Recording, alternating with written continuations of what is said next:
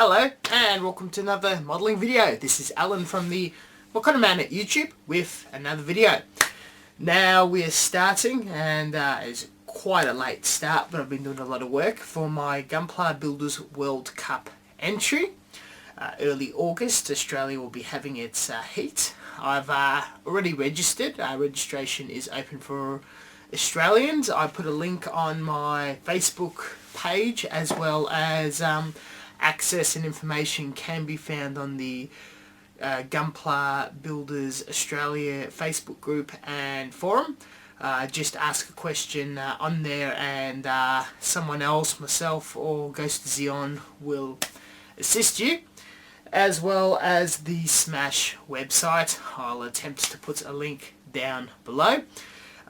Tickets for the actual event itself is also for sale, but getting down to my entry. I have started a while ago. It's going to be a couple of standalone models with a fairly complex kit bash on a diorama depicting a trench in the city, something like an aqueduct or a river with building ruins around it. It's going to be mostly zakus depicting something that would be loosely neo One Year War, not anime accurate, but more fantasy, diesel punk, things with my sort of particular spin on it. The models depicted is going to be very heavy rust, very heavy wear modifications, battle damage, with customization on it. It's going to be sort of your second-hand, obsolete, last-minute, last-ditch machines that are thrown in the front line in a desperate bid for defense or last-line defense or specialty missions or forward base protection, something on the lines of that. This year is the centenary of the First World War, and seeing a lot of media and whatnot on television, online, of trenches and uniforms and whatnot has inspired me to do something on the lines of the trench. I'm also able to go far more complex and far more detailed in the diorama itself with the use of the 3D printer, and learning from last year's mistakes, which I also tried to make a series of individual models that went into a base. It all ended up being a last minute big project that was very overwhelming, and it was a last ditch and rush effort on the paintwork. This year, with criticism from the judges, my peers and last year's champion, I would like to spend more work on my painting. I have spent the last year working on my airbrushing and the series Honing Your Airbrushing Skills, which has kind of collapsed in the last couple of months due to issues with life, work, fun balance, but that's going to pick up very soon.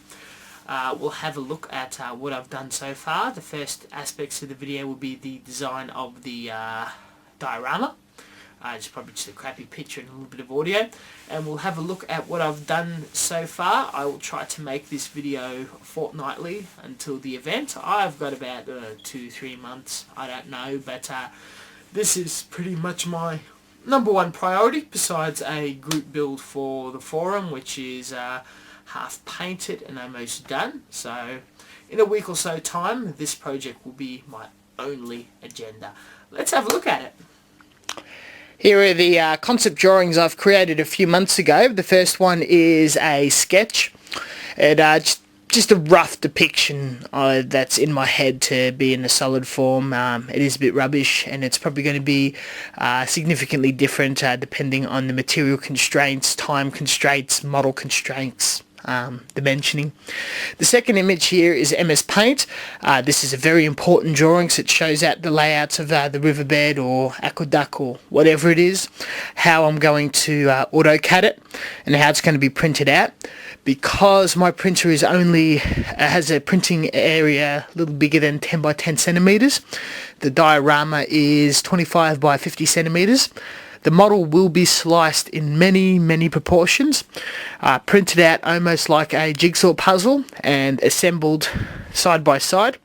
Significant amount of putty sand, building materials in general for diorama making, just very cheap things like wood putty and PVA glue will make it all into one seamless piece. It's not even like it was 3D printed. The material will be printed quite densely, so significant amount of printable plastic will be used. But yeah, I think it's going to work out quite well. And in comparison in the real world, just a picture of it with one Zaku and a couple of my fat ass cats sitting on it. Now, one of the most important things about constructing a diorama, particularly something very large, is if it's going to transport safely. And as we all know, I travel with my esky. So we'll crack her open. Last time, I made a diorama in multiple pieces, and the reason why I like to check luggage my esky is the walls are greater than an inch thick, solid plastic. I've been flying with this thing for 5 years now, and very little damage occurs. The top of it is like 2 to 3 inches, same with the bottom. Side walls 1 inch, curved corners, not going to break for hell. But in here I have limited space once all the model products are packaged in and wrapped in bubble wrap and foam and bags and whatnot. Only so much I can fit, but I still got like a ton of cubic liters in there can fit. So ultimate test, this is my base, the whole base, and pushing down as deep as I can, it fits perfectly. It is 50 by 25 centimeters. The maximum dimensions your base can be, or your whole diorama, is 50 by 50 by 50 centimeters. I can safely say by measuring this, I will definitely be able to fit the whole diorama. In future, if I would like to have something 50 by 50, I can have it cut in half, fit in one esky, and the second esky might need to be employed for the model itself, but I do not think I'll be doing that anytime in the future. But this board, marine ply, fits in there perfectly, so we are ready to build the diorama and design it. So we've already got 3 models here in the board. Now, just before we've cut to this video, we've had a look at the design of the diorama. We've also talked about the dimensions of this board and transportation. So that's the base. These are the models. Let's have a look at the individual ones. This is just a standard, very old ground type Zaku, old high grade or HGUC, out of the box, slight change by a removal of a part, very heavy rust, very heavy weathering, a lot of attention on a lot of attention to detail in painting, no, not so much modifying. This is just a background model for the trench. There is going to be a number of Zakus as just sheer mere grunts. So this is one of them. Now this is the second Zaku. This is one of the oldest high-grade Zakus before the release of the HGUC line. I've had it just the runners sitting around the studio forever, one of the oldest models in my backlog. Video about him very shortly. I've just finished him. He was a heavy modifications with a lot of plating around him. I did a lot of postings and work in progress postings of him on Facebook. He was not a popular model with the majority of my peers online. Most people that knew my work very well enjoyed it. But yeah, the painting scheme is heavy rust, very dirty weathering, chips, rust, you name it, has everything. Bit of gradient spraying. I'm very happy how he turned out. Mixture of leftover 72nd armor parts from a dragon kit and just a ton of styrene plates. The video will be released very shortly of how I built this guy. My favourite aspect is just, you know, his wrapped gun. It's something you don't immediately notice, but it's wrapped with some sort of cloth. He's got battle damage on his arm. He's got a hole missing in his chest. His head lifts a bit. You've got some insane detail on the shield, but yeah, he had a lot of work on his painting as well as the other one, so pretty pleased. By the way, that last Zaku, all that needs to be done on him is a couple of layers of top coat. He's 100% done. This is the Thunderbolt Zaku. I'm seam line filling, then is going to be modified, not too heavily. One was no modifications, one was heavily modifications. This guy will be middle ground. And his big gun, will be a feature on this diorama. This model was a sponsorship gift from Hobbyco, the official Bandai distributor of Australia. I actually received this a few years ago, so I've been sitting on it for ages, and I knew I would use it in a Gunpla Builders World Cup diorama. So here is now. Not much to talk about, not much to show. It's just been assembled. The seam lines have been filled. The putty has not even been cleaned up, but he'll be worked on very shortly. Now this is going to be the signature piece of the diorama. He's not going to be in the center, he's just going to be off in the corner as a heavy artillery piece, something to draw the eye to, and then you'll have all the other Zakus lined up. It's a mixture of multiple kits. You'll notice that the main torso is made up of the SD Neo Zeong. He seems to be very, very tall, very, very bulky. At this stage, it's very early days. You can see the modifications. Completely connected together with magnets. He's going to be very bulky. There's going to be armor and skirting that's just going to stick out quite far. He's going to be bulky. I'm going for a Zamal look. He's going to have just a giant artillery piece. I'm going to get rid of his manipulators and just put these big claws. It's going to be very primitive looking. The armor is going to be mostly Zimmerit with some reactive armor. It's going to have all these extra plates of skirt armor just all over the place. Something like a medieval brigandine look.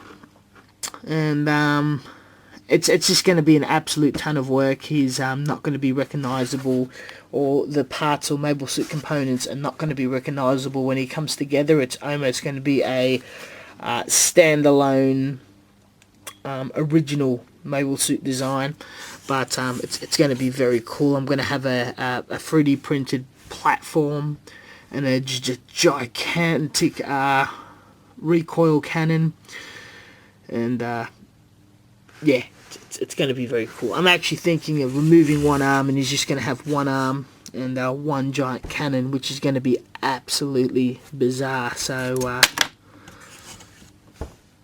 yeah, I think that's going to be very cool.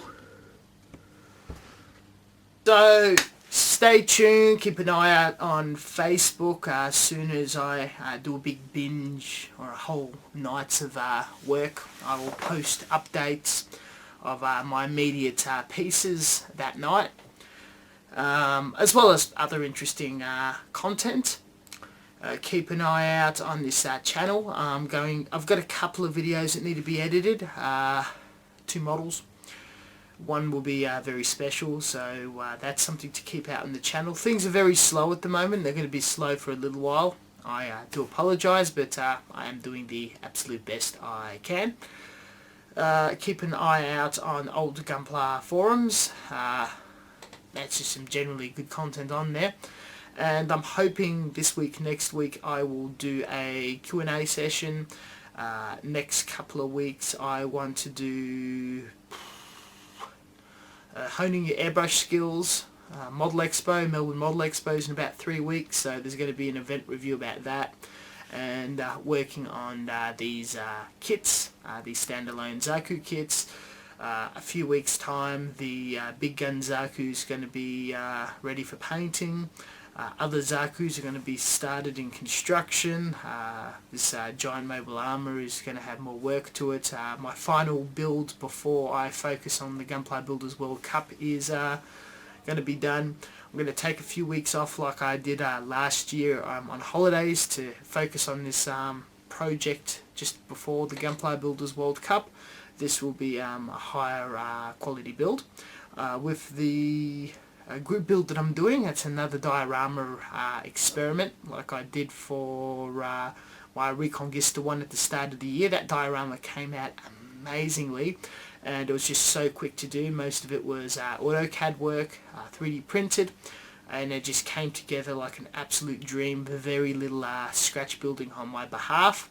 So that's going to make the diorama for this build fairly easy. A couple of weeks time that's also going to happen. So things are going to seem to be very slow in progress. There'll be just small elements in each apartment that needs work, but once it starts coming together, it'll come together very, very quickly, especially the 3D printing. So a lot of the drafting stuff, it's very hard to show on YouTube, so that's happening in the background. Though once it's actually printed, it's on my Thingiverse account. That's actually worth looking at, even if you don't 3D print or download 3D models. It actually shows you the 3D models that I have drawn and how that just works together in my modelling. That link is down below.